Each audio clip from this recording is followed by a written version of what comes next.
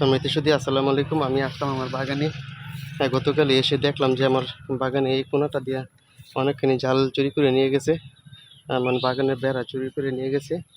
আমি এখন আসছি যে বাগানের এই এই কর্নারের এই যে দেখুন, এই জালটা এইখান থেকে এখানে হয়ে কিন্তু ওই পর্যন্ত বেড়া এই 7-8 হাত জায়গা পর্যন্ত জাল কেটে নিয়ে গেছে। দেখুন দর্শক, এই বাগানটাতে কিন্তু আমার সবজি ফসল অনেক চুরি হয়, তারপরেও কিন্তু সবজি চাষ করি। বাগানটাতে কিন্তু এই যে দেখুন, সমস্ত জমিটাতে কিন্তু আমি সাইড দিয়ে অনেক সুন্দর করে জাল দিয়ে বেড়া দিয়ে গেছি, কিন্তু তারপরেও কিন্তু আমার জালগুলো এই কোনার দিয়ে জালটা চুরি করে নিয়ে গেছে। এখন এই জালটা আবার পুনরায় লাগাতে এসেছি জোড়া দিয়ে। তো জোড়া দিয়ে লাগালে কি আগের মতো হবে? তা কিন্তু না।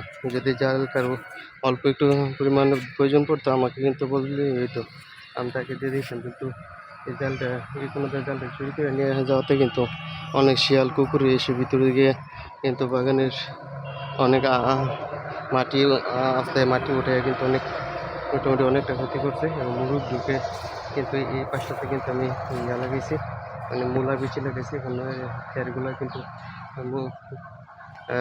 মুরগে পা দিয়ে আসলে কিন্তু অনেক খেরগুলো জমে ফেলছে।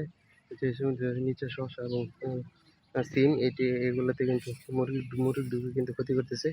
এখন আবার এই কোণের জালটা আবার লাগিয়ে দেব, কিন্তু তাদের কেমন বিবেক যে এটুকু জাল চুরি করে নেওয়া লাগে। আমি কী করবো? কী করার আছে? কিছু করার নেই। কারণ দেখ, আবার পুনরায় লাগিয়ে দিই। যদি থাকে তাহলে যাওয়া হবে। ধন্যবাদ সবাইকে। আসসালামু আলাইকুম।